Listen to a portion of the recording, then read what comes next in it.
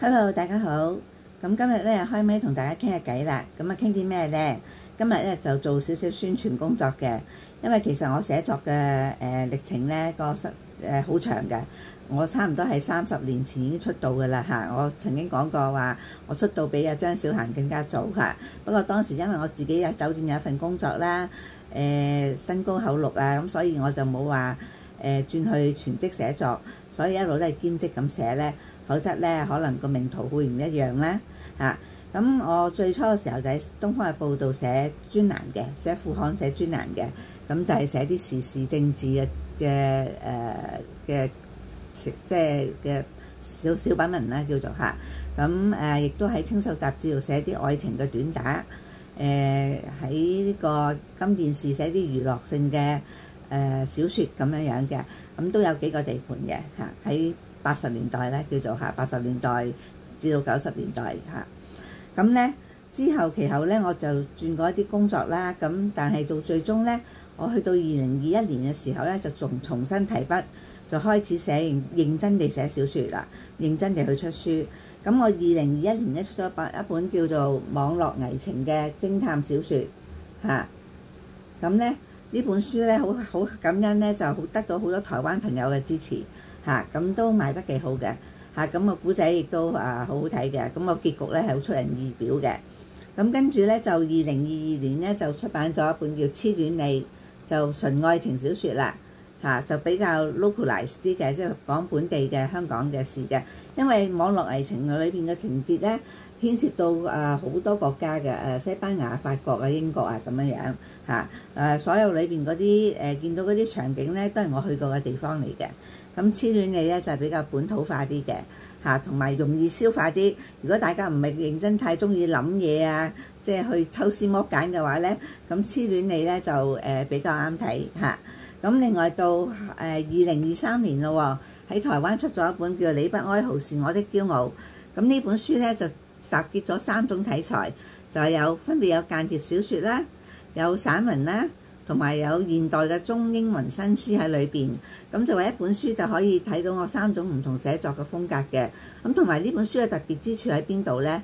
呢本書係2023年嘅5月出版嘅，但係大家記唔記得呢？呢個哈馬斯突襲以色列咧係2023年嘅10月7號啊嘛。但我呢本書出版嘅間諜小説呢，喺5月時候呢已經係講出咗係嗰條線咧，個情節係有關於以色列、哈馬斯、真主黨，係咪好奇妙啊？我冇水晶球在手，我亦都唔係預言家，但係因為我關心世界大事啦，同埋好多地緣政治啊，咁變咗就話我能夠即係及早咧，即係有少少先見之明咧，就寫到一個恐怖襲擊嘅故仔出嚟，即係個恐怖分子嘅故仔出嚟。咁就亦都係呢本書亦都係好極力推薦俾大家去睇嘅嚇。咁就到最近咯喎，就係2024年啦，舊年咧就出版咗一本英文小説啦。呢個就係 Amazon 出版嘅。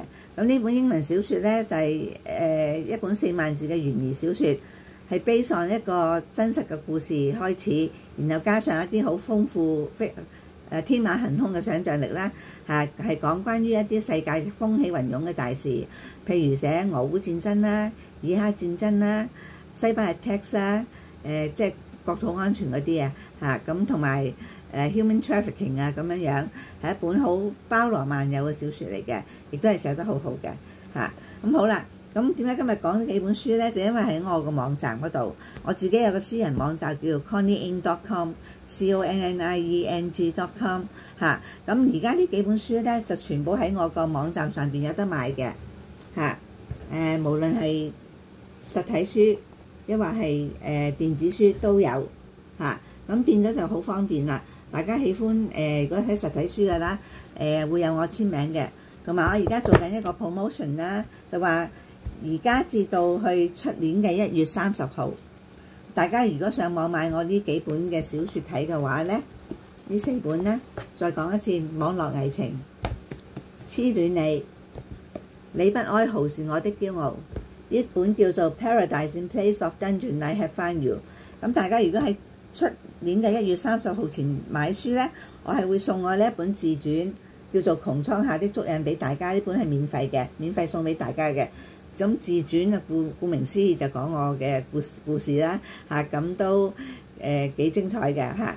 咁所以今日做少少宣傳咧，就係講下我啲作品嘅。咁希望大家上我個網站嗰度支持下我啦，可以買你心水嘅書睇啊。電子書好簡單嘅，你一買咧就2-3分鐘填啲資料咧，就即刻可以 download 嗰個 PDF 嘅 file 㗎啦。實體書咧就需要少少時間啦，大概1個禮拜可以寄到俾大家嘅。咁希望大家支持我啦，多謝先。